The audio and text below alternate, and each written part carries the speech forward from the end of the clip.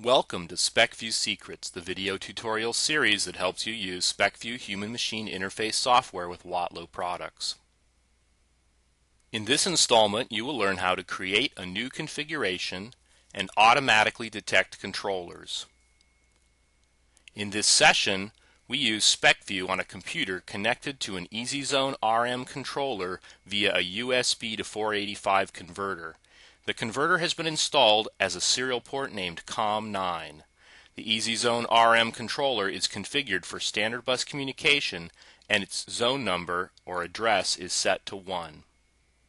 If you've used this Specview installation before, then when you launch it, Specview will automatically prepare to open the last configuration you worked with.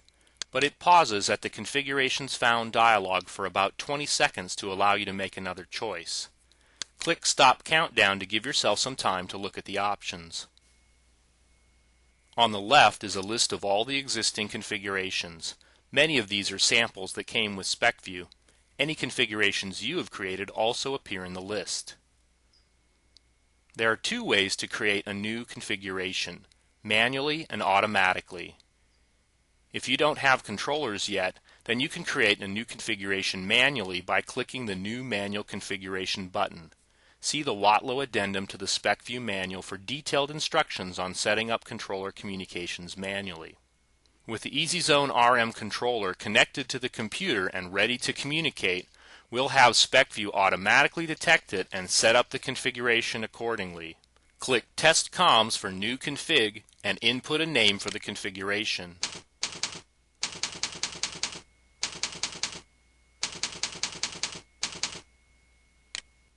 In the Ports and Protocols dialog, tell Specview where and how to look for your controllers. Choose the driver for your controllers from the list next to the COM port to which the controllers are connected. For any EasyZone product, choose Watlow EasyZone Standard Bus near the bottom of the list and then click Start Scan.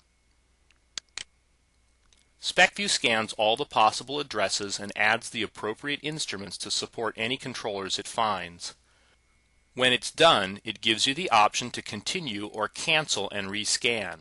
If you had forgotten to turn on power to your controllers or connected them to another COM port, they would not be detected and you would click Cancel and try again. But since we were successful, click OK.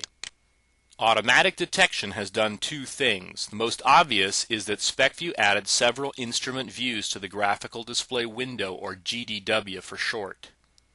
The other thing that auto detection did for you was to add instruments to the variables list. Click the button with the red V to open the variables list and see the instruments.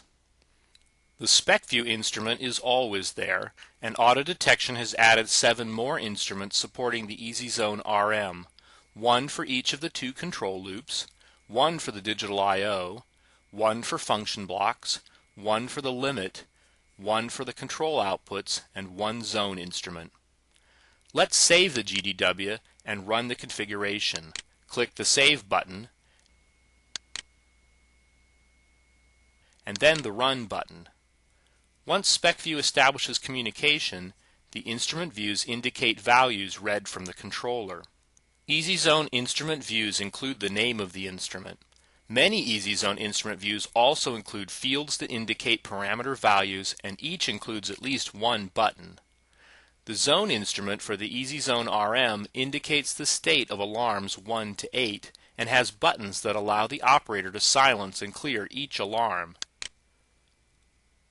The control loop instrument view looks like a panel mount single loop controller with process variable and set point displayed and a button that allows the operator to change the set point.